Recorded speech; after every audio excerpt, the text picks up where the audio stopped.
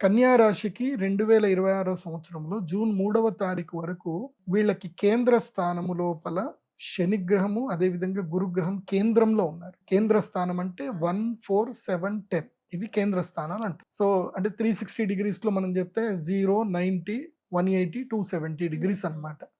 So కన్యా రాశికి ఏంటంటే correct గా 180 డిగ్రీస్ ఫోకస్ లో శని ఉన్నాడు. శని తీక్ష్ణ దృష్టి కన్యా రాశి మీద ఉంటుంది. దశమ స్థానంలో గురువు ఉంటాడు. గురుగ్రహం వచ్చి దశమంలో ఉన్నాడు. సో వీళ్ళకి ఏం జరుగుతుంది అని అంటే ఫినాన్షియల్ ఫ్రాడ్స్ జరుగుతాయి వీళ్ళ లైఫ్లో. శివరాత్రి వరకు బ్లాక్అవుట్ అయిపోండి, కనబడకండి, ఎవరికి కనబడకండి. ఈ టైం మీరు ఎవరితోటి మాట్లాడినా ఏం చేసినా ఎవడో ఒకడు వస్తాడు మీ ముందు కూర్చుంటాడు, సార్ ఇది పెట్టండి సార్ మీ లైఫ్లో టర్న్ అయిపోతాయి అంటాడు. ఏం టర్న్ అవ్వదు, కింద పడతారు తప్ప ఏం ఉండదు. శివరాత్రి వరకు మెయిన్ ఉగాది వరకు అనుకోండి, హైడౌట్ అయిపోండి, మొత్తం ఎవరికి కనబడకండి, లైఫ్ని ఎంజాయ్ చేయండి. ఎంత డబ్బు ఉంటే అంత ఖర్చు పెట్టుకోండి.